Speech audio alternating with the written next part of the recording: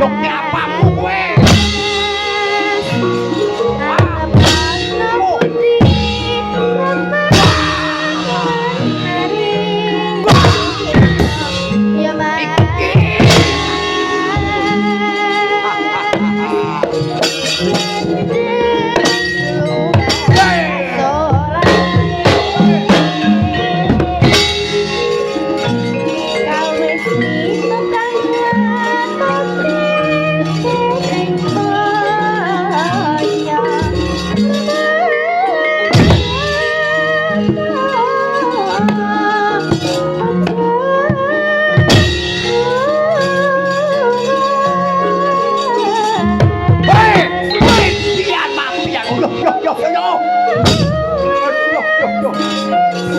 Antep tenan tangane.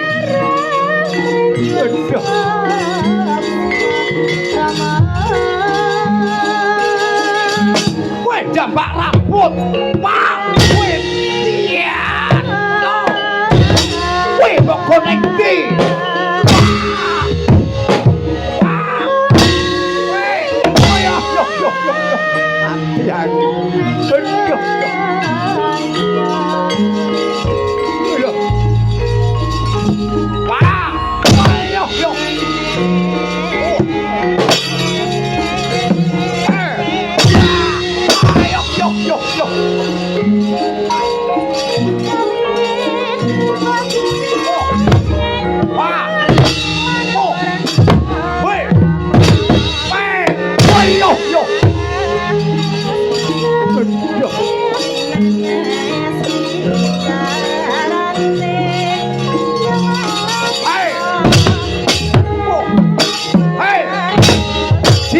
Sikilmu obao.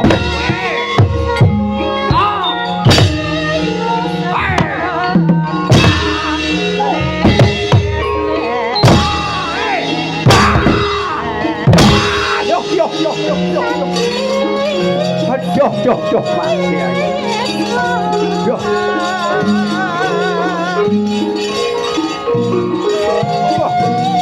Piting gulumu.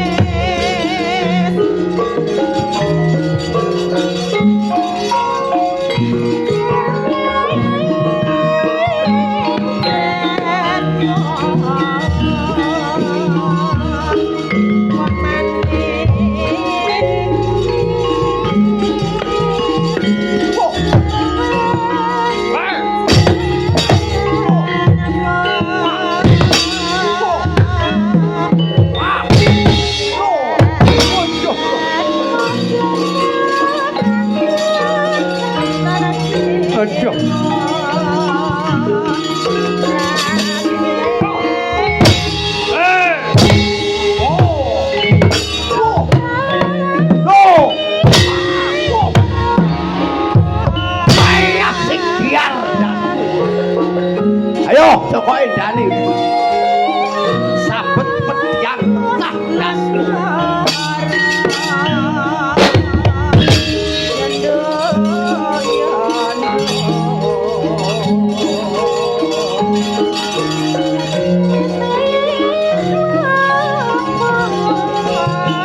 aja mlayu.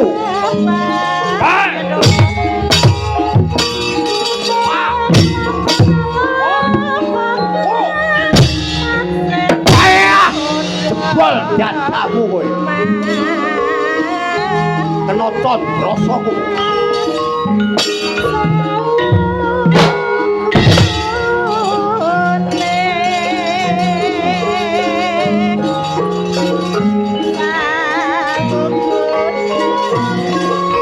Ayo aja kok edane.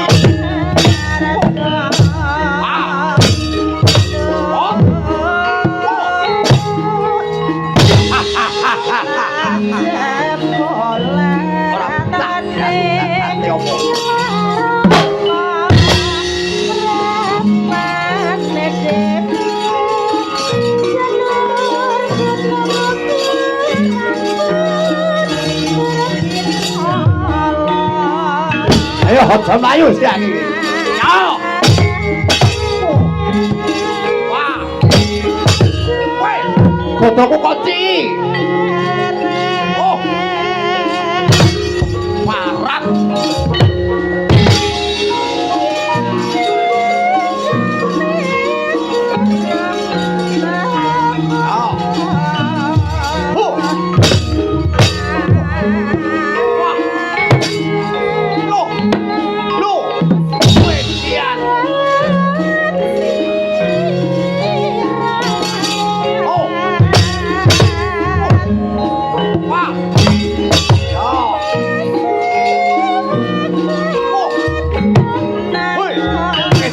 Jambak rambut.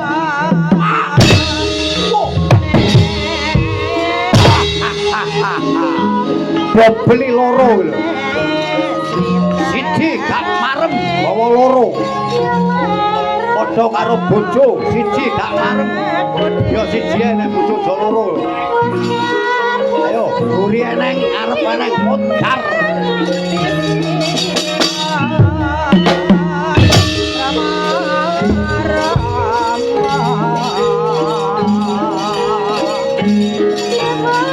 Ayo, aja kok edani.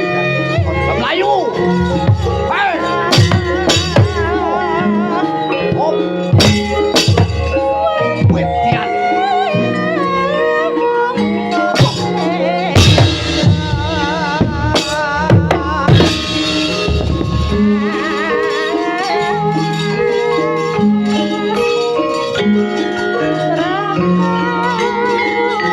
Aja kok edani sih iki.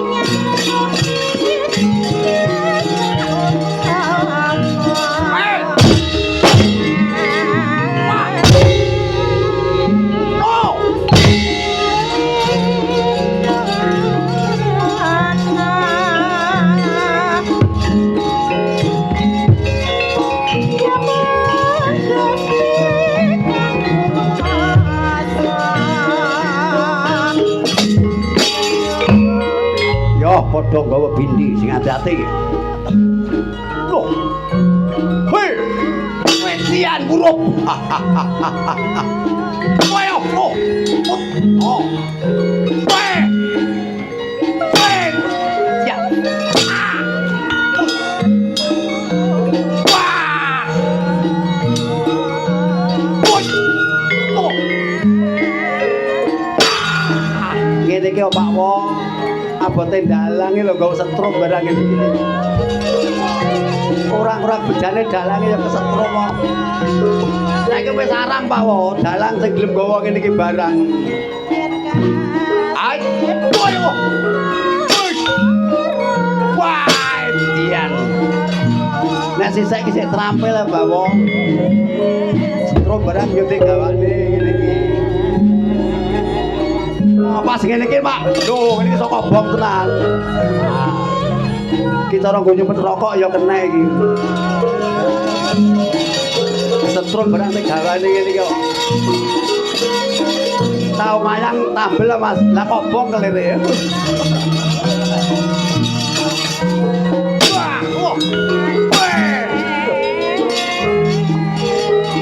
Sanario dadi dalang saiki kudu ngene iki kok.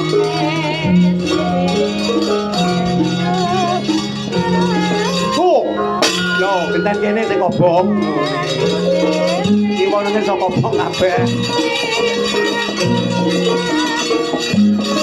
Wah.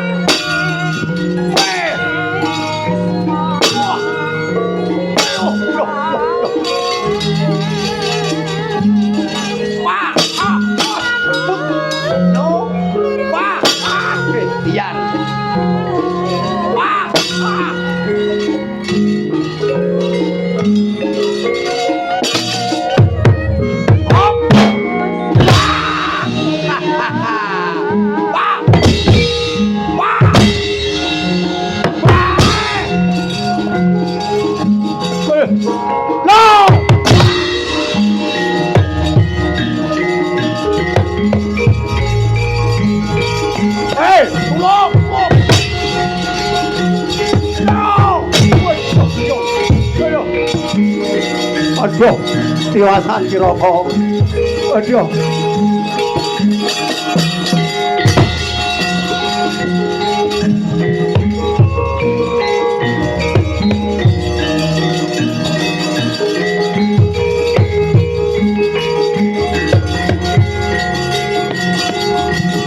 Oh, Ndor. Oh.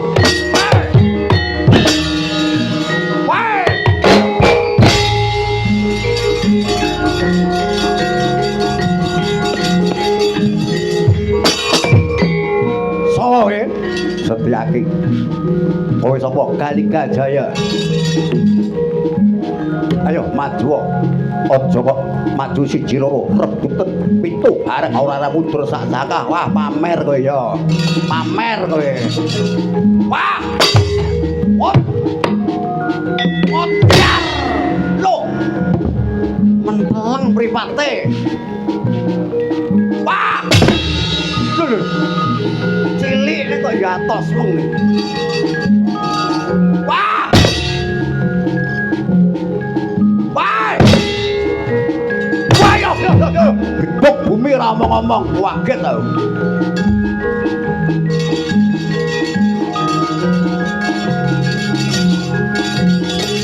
Wah! Wah yo. Mati aku. What?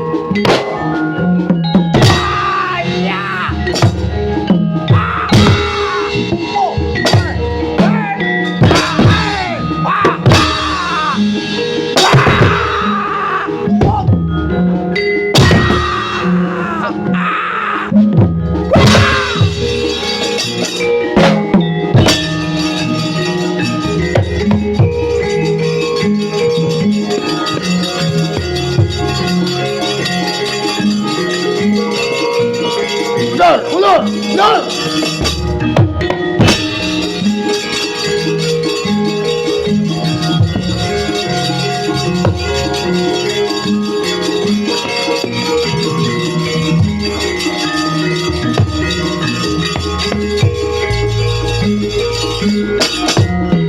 Wah, genten mungso. Apa iya? Mot. Motiar kowe.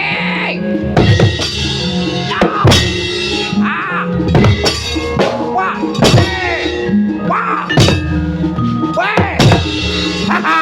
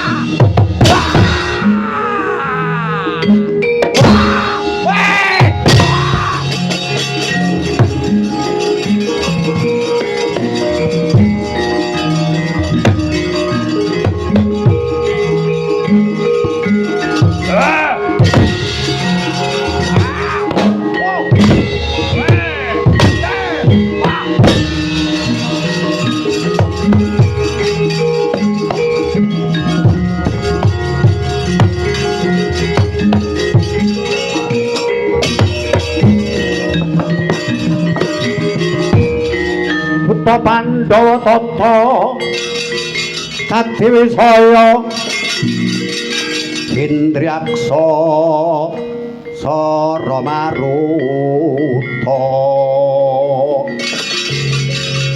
ana margana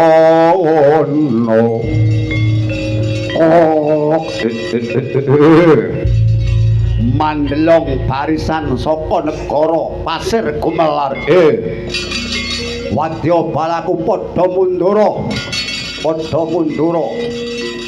kala yaksa sing bakal maju ning payudan setyake Gatotkaca Antarja ora sumingkir gaglak limpamu kowe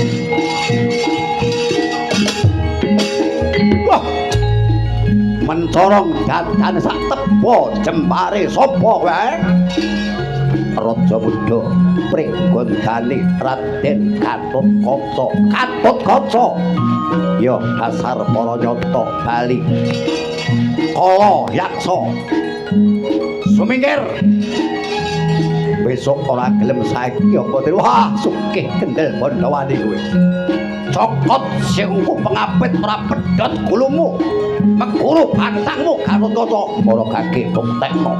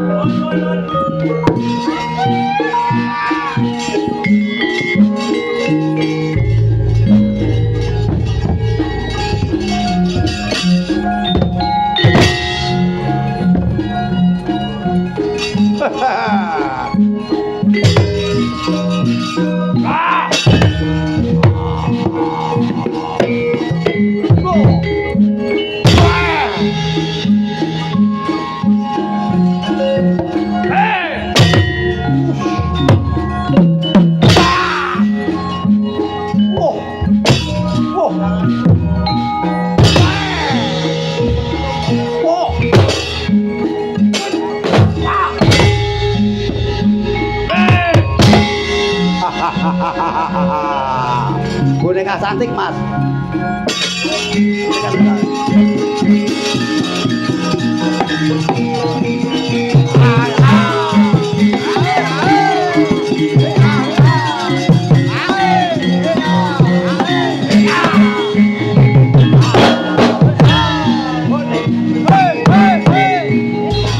boneka cantik dari India boleh dilirik tak boleh dibawa boneka cantik dari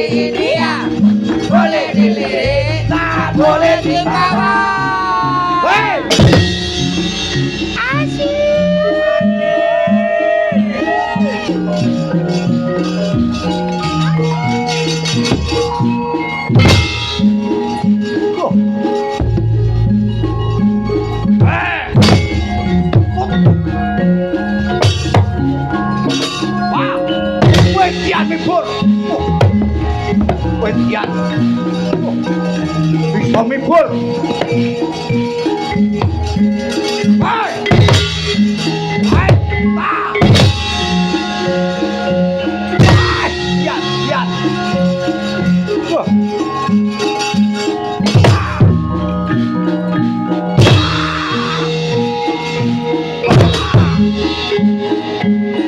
Ayo, yo, kandangmu kaya ngono Gatot-toto. Wah, yo. Ayo.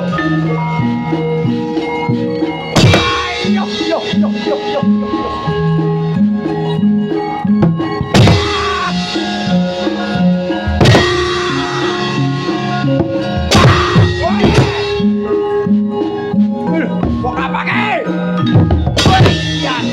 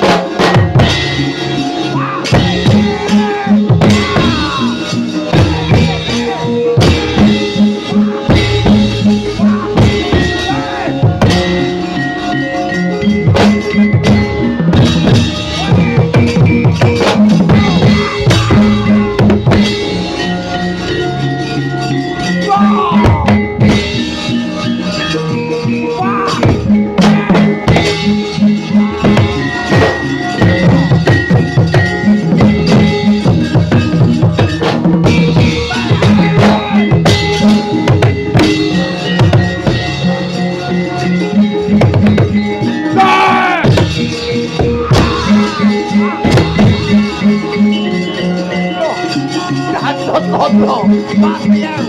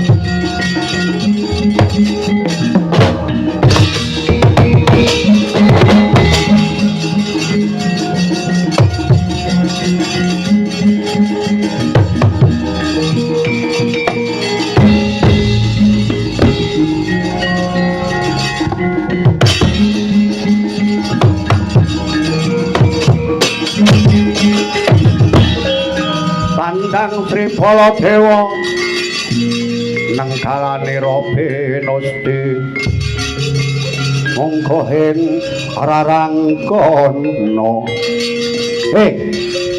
Wadya Bala putra siswa Begawan Dara, minggir ora bisa ngrampungi gawe. Setyake Gatotkaca Antaja ora sumingkir konangan Nata Mandura Prabu Baladewa dadi apa kowe? Ayo, amuk Surakarta Jayakarta imbangi baro padha Nata Mandura Prabu Baladewa Prabu Baladewa kusuma mekali kita.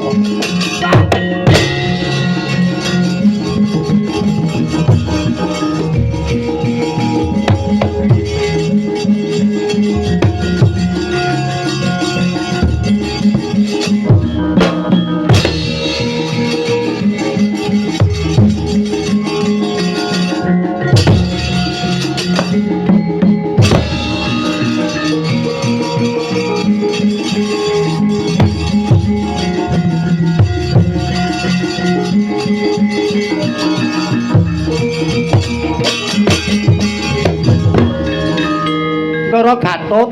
Iya Petruk. Kok mundur wonten napa-napa kawon? Aku ora kalah. Aku tanding karo putra siswa Begawan Durna wis tak singkirake. Tanggung jawabku mbalekke Kurawa karo putra siswa Begawan Durna.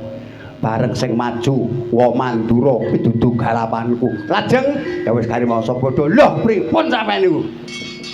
Sampeyan niku nek wedi aja wani-wani, nek wani aja wedi-wedi. Nek trimo ming nandingi prajurit krucuk-krucuk non Petruk wis cukup sambat nganggo bantuan sampeyan ngono niku. Sampeyan niku pemimpin lho, Gus. Ucap janjine pemimpin niku dititeni kalih masyarakat cilik kados kula ngeten iki. Sampeyan niku jare saguh balekke musuhe Petruk. Ibarate wong labuh niku nggih tiga sak rendenge pisan. Kong, piye, Kong? Bareng Sinur Prabu Baladewa sing maju, Ndara Gatotkaca, Ndara Antaja, Ndara Setyaki kok mundur. Halah ya wis, Truk. Pancen wis dadi nasepe awake dhewe. Awake dhewe wani kae lelakon kaya ngene kudu wani tanggung jawab. Ben mundur ya wis ben. Tandingi dhewe, Truk.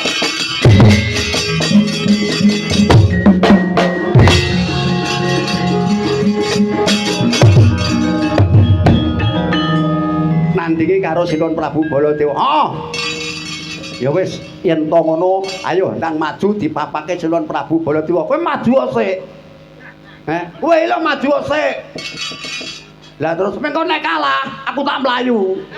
Dapurmu lah kowe, aku ki menggayengke swasana ngono.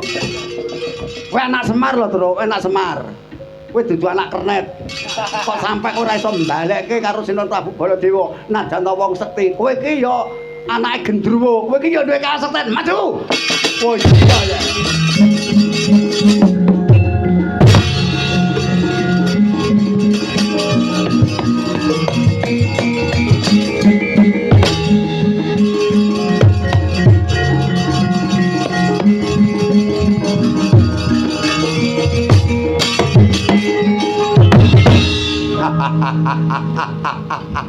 Pancen kowe sing tak goleki Petruk. Ayo.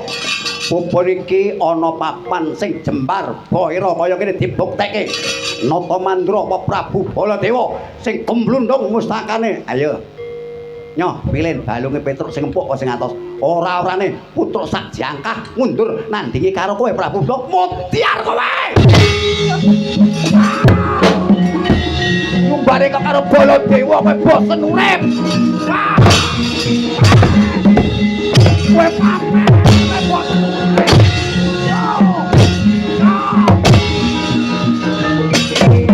Nyumbare karo Nata Mandura Prabu Baladewa. Ora ngerti kondangan Nata Mandura Prabu Baladewa, Prabu Balarama, Kusuma Warikita, Jara-jara yen trimo ming dagelan elek-elek arep nandingi Baladewa sing kok golke apa iki lho moke.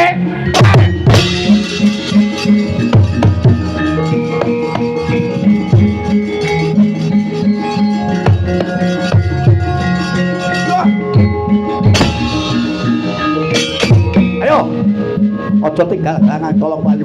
Nyontok kowe anak Semar, luwih kasten. Nyoh tampanono tangane Baladewa. Mutiar kowe. Lho. Wah. Etian malah joget. Wedian. Wah. Wah. Yo. Pilihan balunge sing Petruk sing empuk golek ana lho ya Kang Buri. Kang Buri nyah milih yo. Apa kok iringan? Ora ana niku megah katane karo kowe Prabu Baladewa. Ngendel-del. Wah.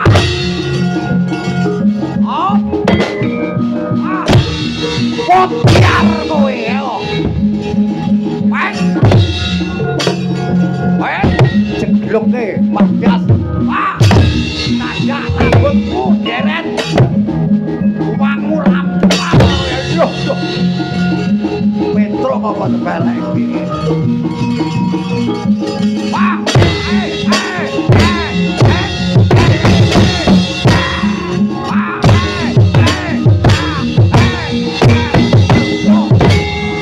Gong, ewangi gong, gong, saya nyambut kayak gong, oke.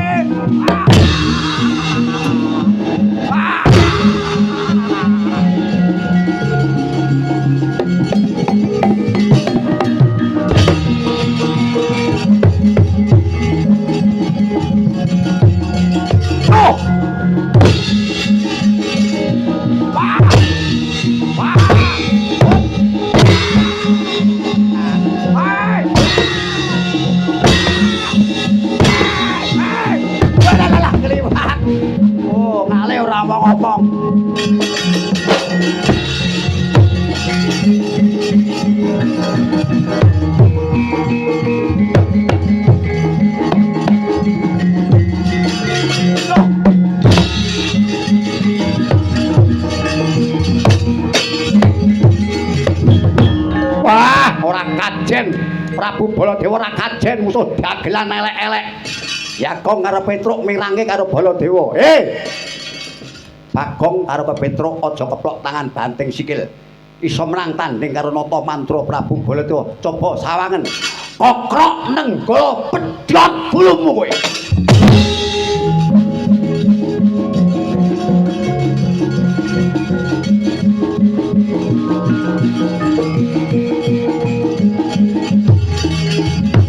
Lapuk.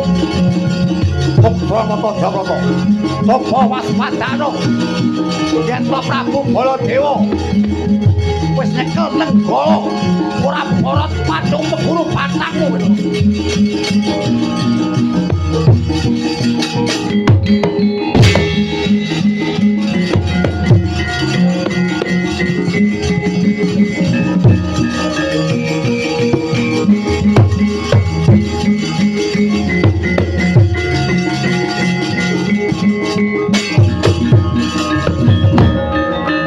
Tobat Koko Prabu Baladewa kok ngladeni karo Punakawan Petruk karo Bagong. Atase perang Petruk karo Bagong bae kok nggawa sifat kandel nenggala. Koko Prabu Petruk mandeg dhisik.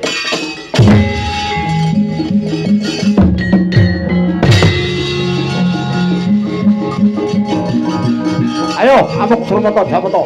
Petruk jojoh nenggala borot padukmu. Koko Prabu kendere kok, Pak. Loh, Kyai Kresna nggih kendere wah.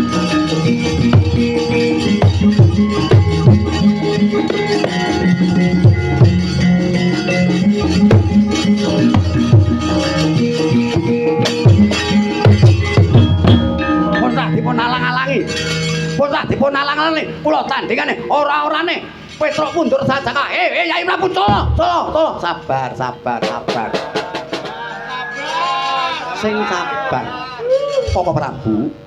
Riyen kula nate ngendika kaliyan paduka Joko Prabu Baladewa.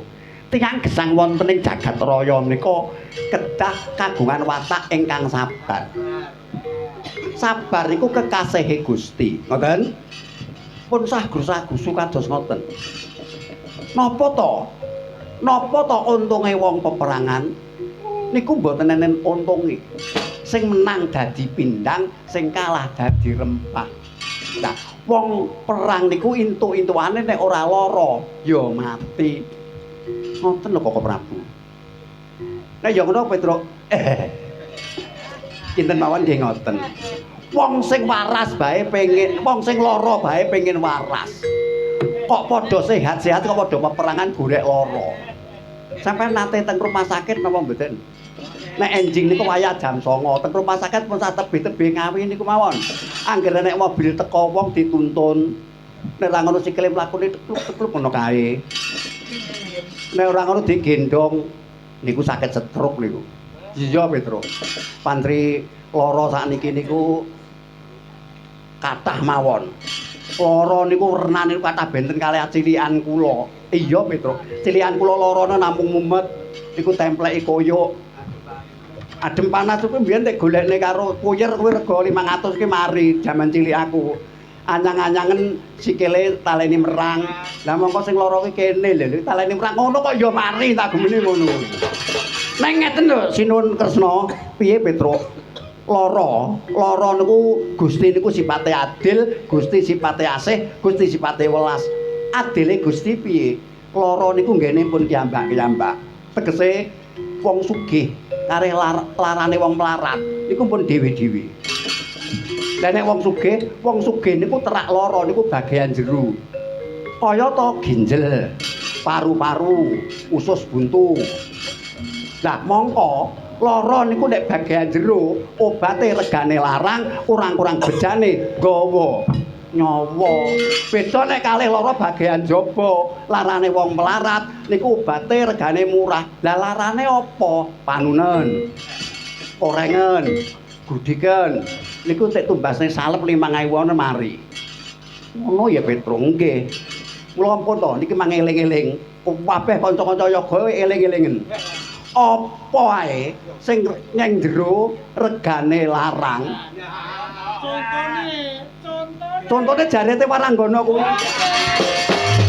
Jarete Waranggana kuwi 120, 150, 200 wis dikredit.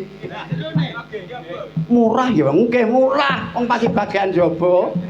Nek jerone jare apa oleh 200 dikredit. Wong jerone jare ki oleh dikredit 200. aku pesen ngono kredit wandamu Petro. Yai, kok malah Petro celemongan kaya ngono. Lho, padha karo wong sugih karo wong melarat. Sugih sawahe jembar, donyane pirang-pirang, duwite akeh. Duwe lara, ludira inggil, darah tinggi to nggih. Beda karo wong melarat. Mula wong melarat karo wong sugih iki jane bedane mboten tebih. Wong sugih duwite akeh, duwe lara darah tinggi. Wong melarat najan to gak duwe duit, ning gak duwe lara. Lah terus wong sugih duwe lara darah tinggi, pengen mangan sate. Monggo sate kambing kuwi regane sejina ming 30. Najan to duwite akeh ya ora wani. Lah sebabe nek mangan larane mati. Lho, wong melarat nggih ngoten, pengen mangan sate. Neng ya ora wani tuku, sebab gak gablek duit kok. Wandamu. Yai, aja guyon, aja kliton. Koko Prabu sabar, Koko Prabu sabar. Tiang sabar menika kekasih Gusti ngoten. Kula ing sekawit dereng matur kalian panjenengan. Petro, dalem maju rene. Lah mengke dituthuk kali Sinuwun Baladura. Ora sing tanggung aku nggih. Petro, ini ya Petro. Kowe enggala bali ning Karang Kadempel. Lho, kula dereng beto pusaka panjenengan niku ngene ya Petro, ngerti ya. Kowe percaya ya keneng ora ya ora apa-apa. Wektu dina iki pusaka Ndarawati kembang Wijaya Kusuma murca saka gedhong pusaka Petro. Lho.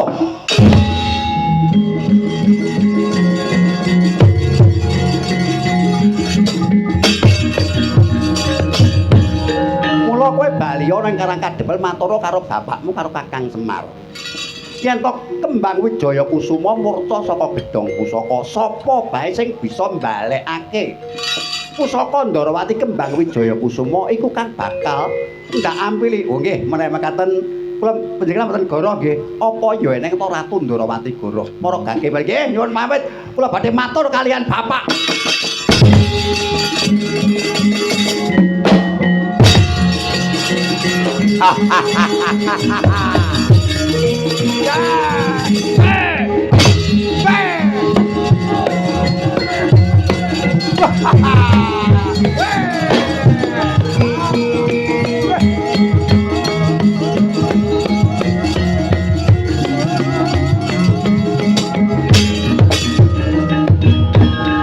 Pancen Yayi Prabu Kresna Ratu Ndarawati iki wiwit jaman nom-nomane kondang wong licik, kondang wong pinter, pinter apus-apus. Tanggap sasmita, ngerti kelawan sapa Baladewa, sapa Petruk. Kowe ngomong karo Petruk yen to kembang Wijaya Kusuma murca saka gedhong pusaka. Padune kembang Wijaya Kusuma arep kene dulure lanang to. Ya ora, aku apal karo kowe kuwi. Petruk kok blethuk yen to kembange ilang, kembange arep kene aku to Koko Prabu mboten kok ngaten. Menika estu kembang Wijaya Kusuma murca saking gedhong pusaka. Yo!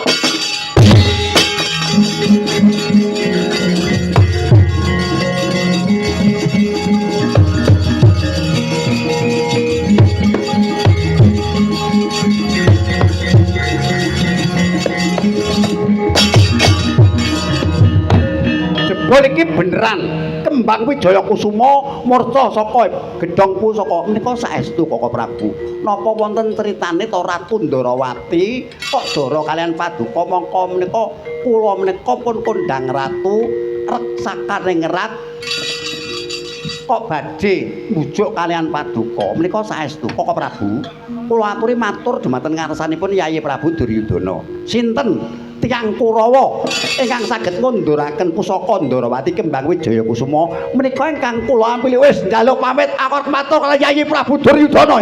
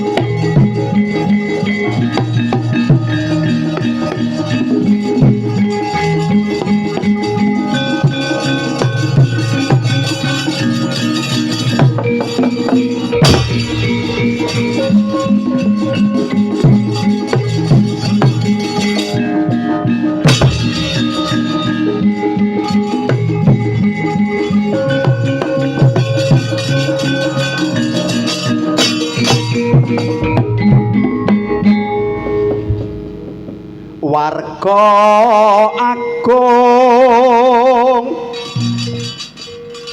grogol lan sayekti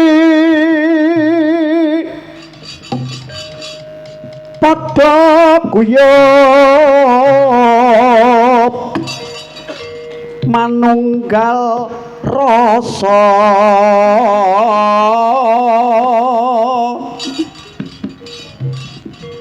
bersih dusun acarane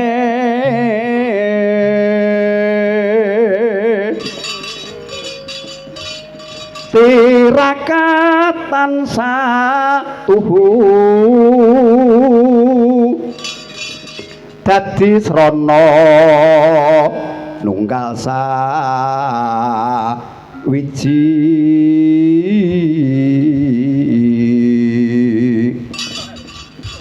ngeluri kabudayan nanggap wayang kulit tangkapane ya ora larang rangentekne sapi siji sing penting seduluran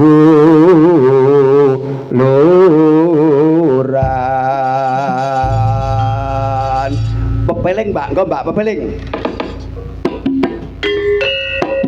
lelo lalalelelo lele lolo pom pom pom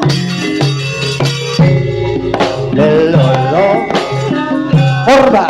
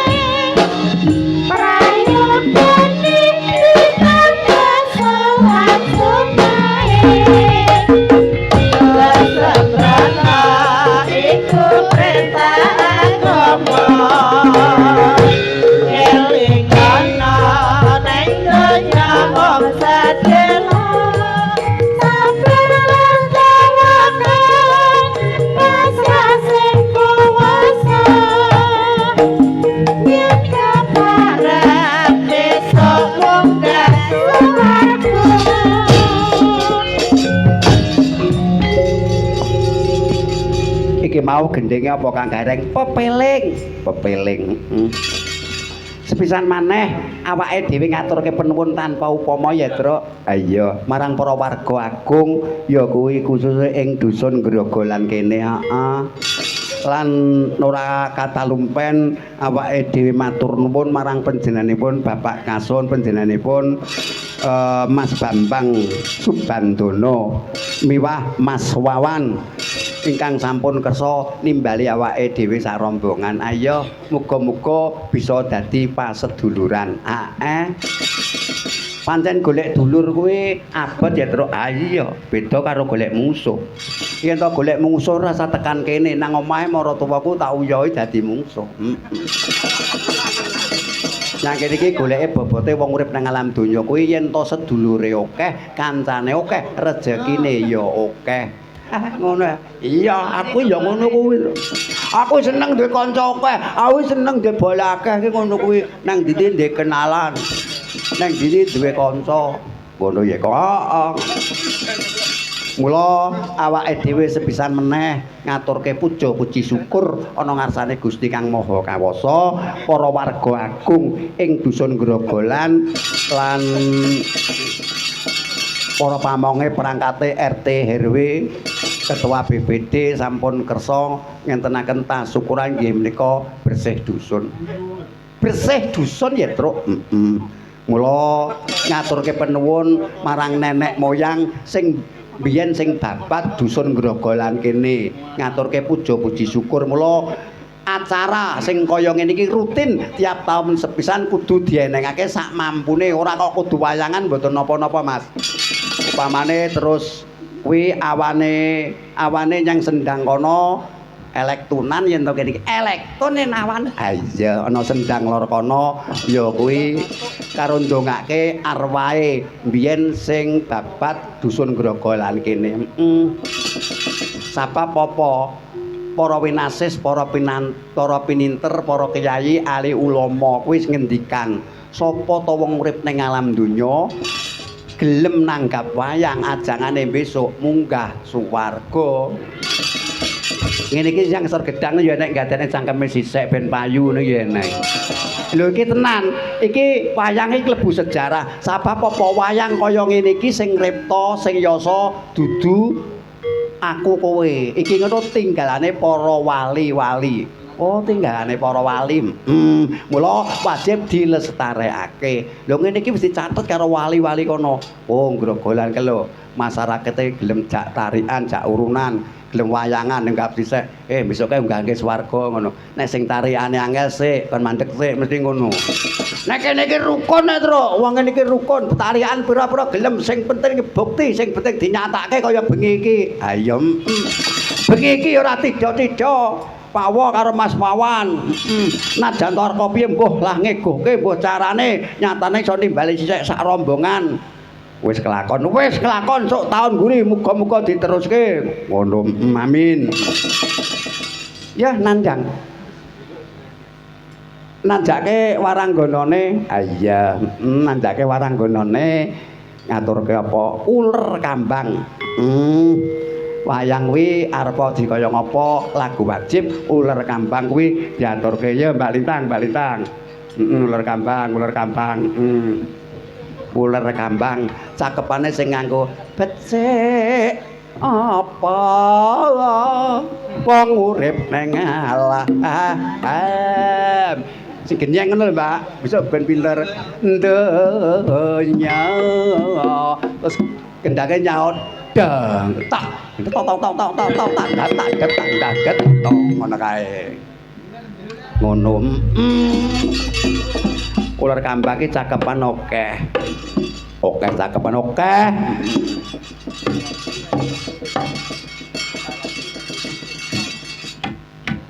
Ular kambang ya, Mbak Lintang Asmor. Alun. Oh, Lintang Alun. Ular kambang ya, ular kambang. Sing cakepane garwa nek gak mantun nek nom nganggo cakepan garwa mudane Sang Prabu Agrasna. Sia-sia nganggo cakepan napa niki? Lah nganggo cakepan piye? golek neng. Witing klapa jalaran sangka kulina. Kula jener gunung mawon. Oh. Uler kambang. Napa sakapen pun katon derek. Janur gunung. Janur gunung.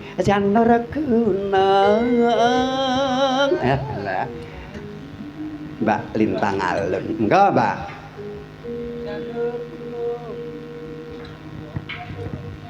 Janur gunung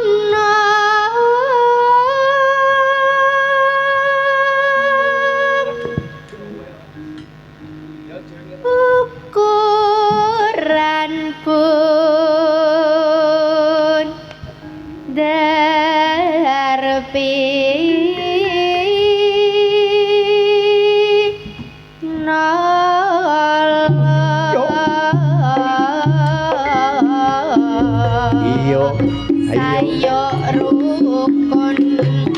Sayo rukun setyane Jalali kowe gotong royong nyambut gawe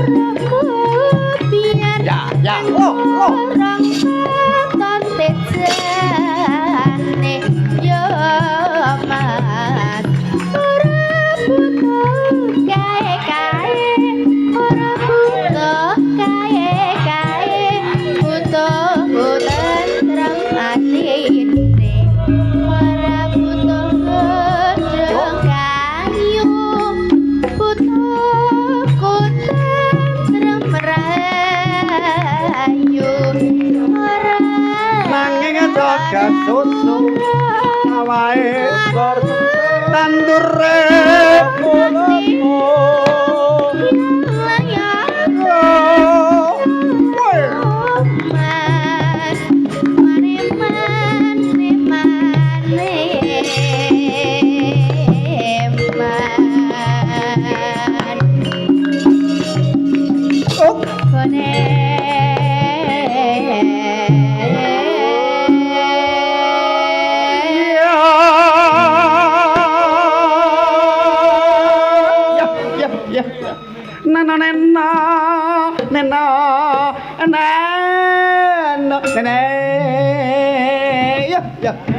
wayahe jam 1:30 nyetel radio batune anyar uler kambang radio wis ora neng nyetel HP wong iki di live streaming iya dia sing nyuwara Mbak Lintang dasar sindene isih muda swarane apik nek wayangan iki sok neng ngene Mbak iki nyuwun sewu wong pupu Cinta kritik sekali sore iki nek ora penting ora apa aja nyandhake. Dadi ibu-ibu sing wis senior-senior kae turun kabeh. Ora kok aku jenenge iki peh wah siseke cangkeme roga iki demi kebaikan nggih. Dadi engko nek wayahe dolanan dimatke, oh mbake kae nyanyi ngene kudu dimate tenan. Iki ciri antan wis sapa ora melok sisek tok. Wabeh sak dalang sak Indonesia ya ngono kuwi. Mbok takok Mas Pari kene ya ngono. Oleh Mbak ape pun penting apa WA sapa WA wagendane apa sapane ora apa-apa. Nggih ora apa-apa iki wong niki demi kesayangan, demi keapian. Ya tutuke. Nananana.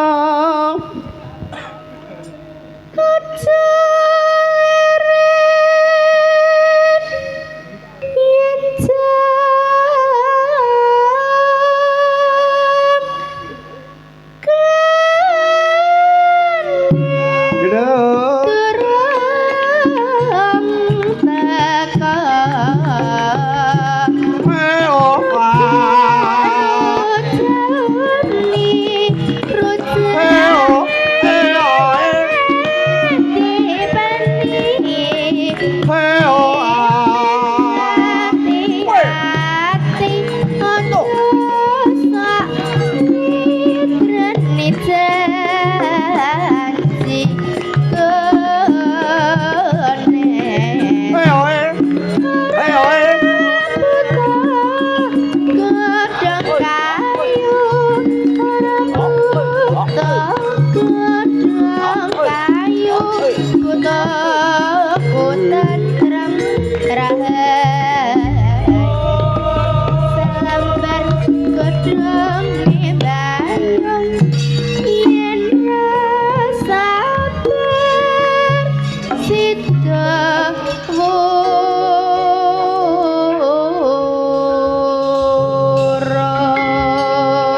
uler kambang sing ngaturke anakku wadon Mbak Lintang Alun. Duh. Dasar cakepane ya cetha. Ora butuh kae ya dan gatik-gatik. Ora butuh kae butuh gumung nyambut gawe. Ora butuh apa-apa butuh usabar narima.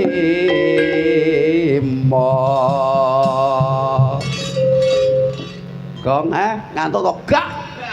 Ya nek kok ngantuk ngambut gawe kok dole ngantuk iki piye? Tinggal kancane. Ah iya. Yo pupung ana wektu nandhake Mbak Yani iki ana pamundhut langgam ngenteni. Nah, bawani Mbak, dibawani langgame ngenteni larase pelok. Mbak Yani, heeh. Lelo mana kae Mbak Yani? Mbak Yani saka Sragen. Yo, Ma. Lah.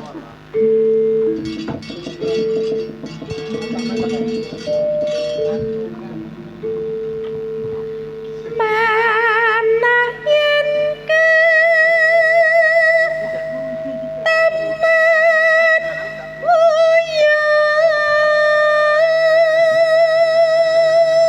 Manah yen ke Taman Muyung ya.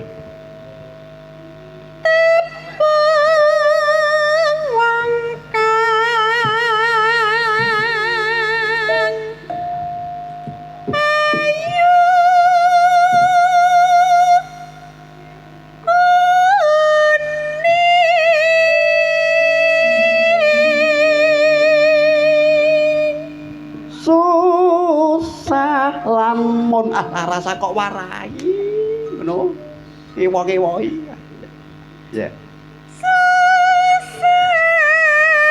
lamun den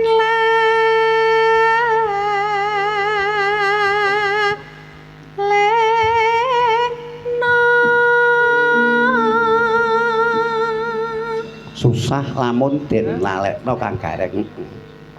Darmane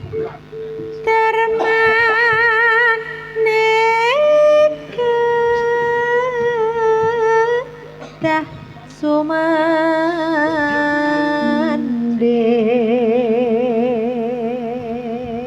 senadyan amung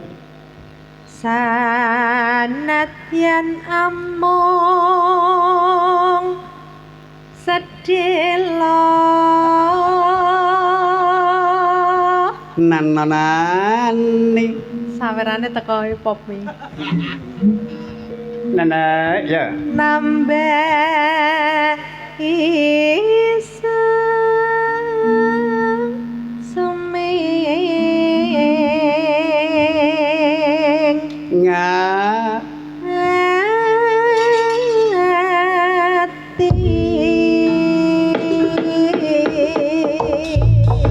langgam ngenteni saking buka celuk mau nem kok aku ya aku ngenteni tekamu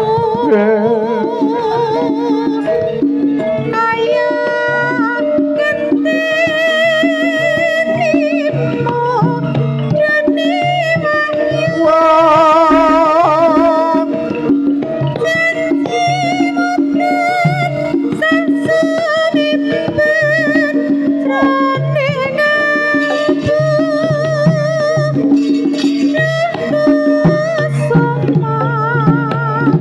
Babu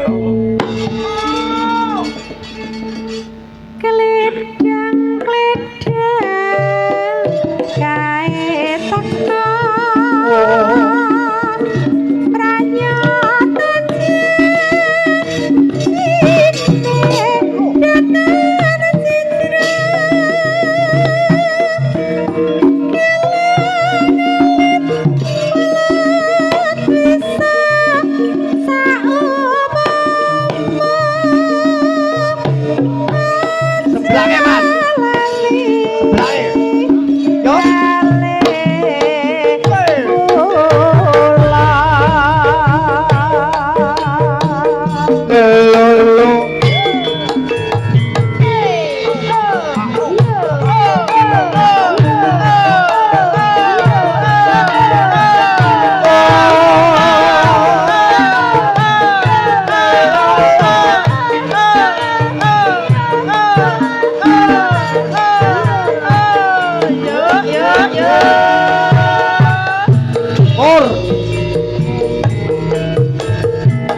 Agungan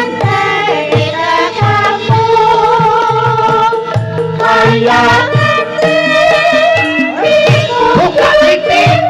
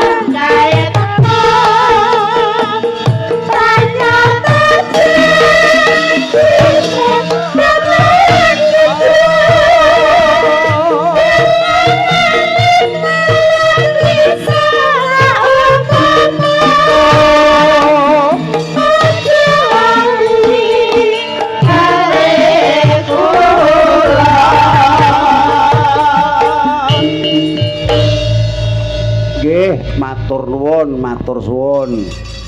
Langgam angenteni sampun katur panjenengan Mbak Yani miwah kanca-kanca sedaya. Ki ana pamundhut, Nduk. Apa sesideman? Lendro. Sideman. Mbak Devi, langgam sesideman. Bawani, Mbak, sampeyan ini bawani. Mbak Devi, heeh. Iki guru lho, Dok. Guru ya? Mbak Devi kuwi kuwi yen esuk pengen mulang nang sekolahan ayo. Ya. Awetane. Ya.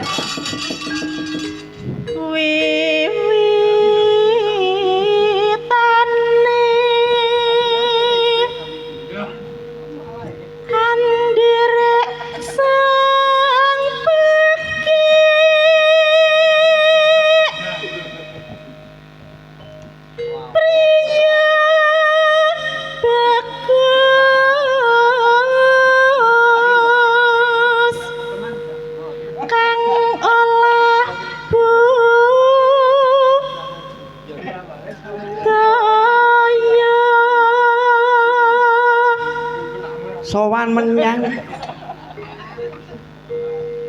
Sowan menyang kutha kutha gedhe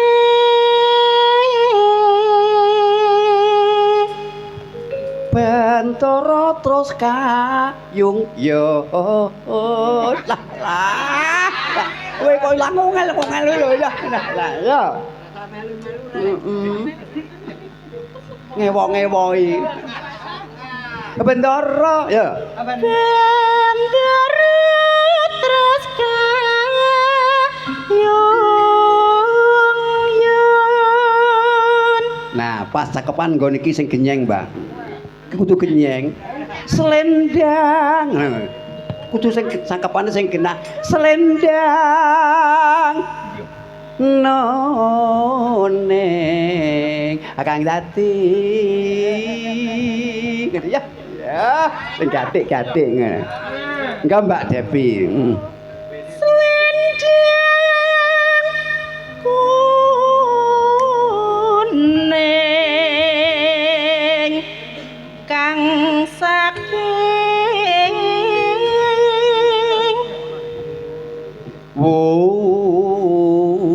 wukir mesine ngono mesine ha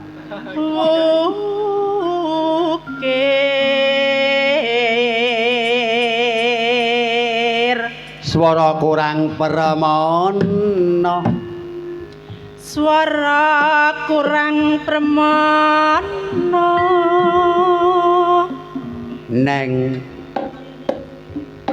neng wasis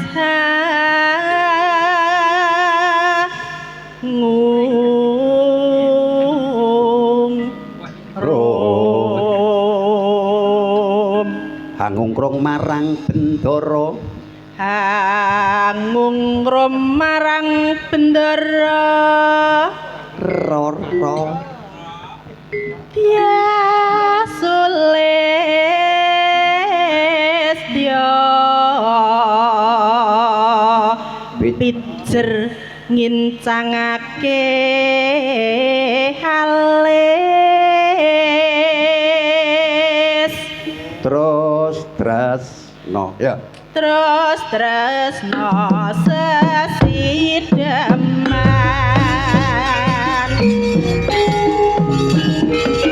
langgawe Mbak Elvina ya.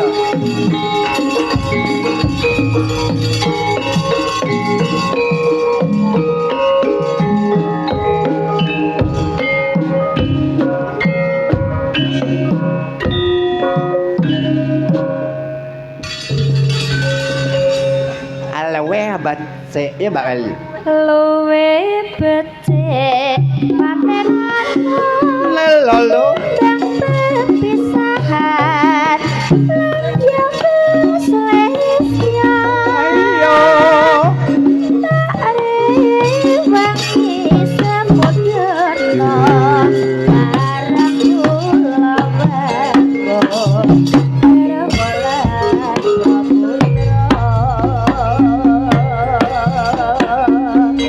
liwat kincanging alisku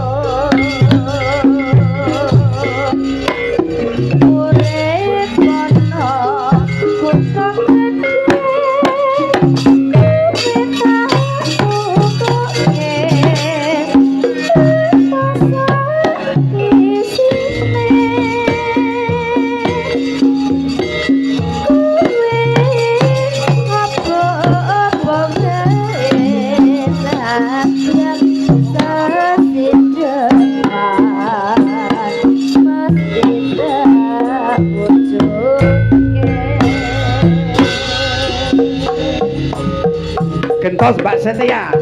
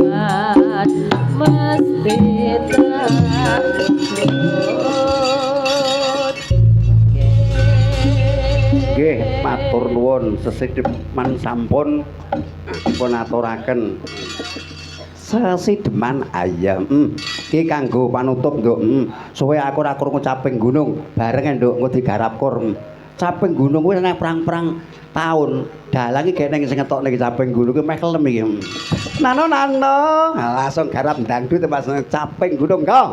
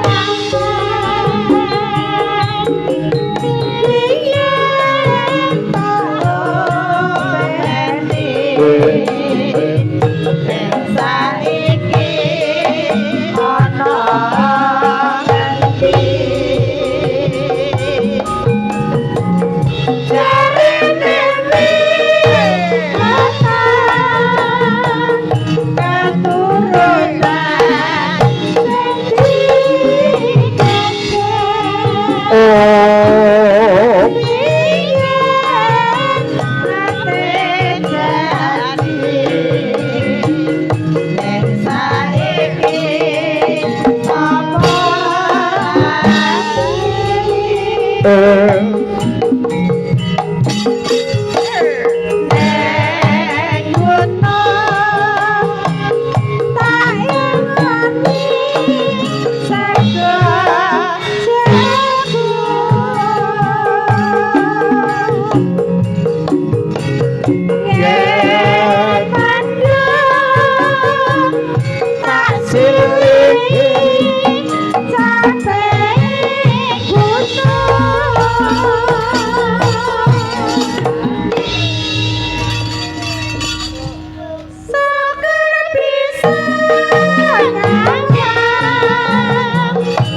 gunung desa jadi raja Oh lene ora ilang kabeh padha lara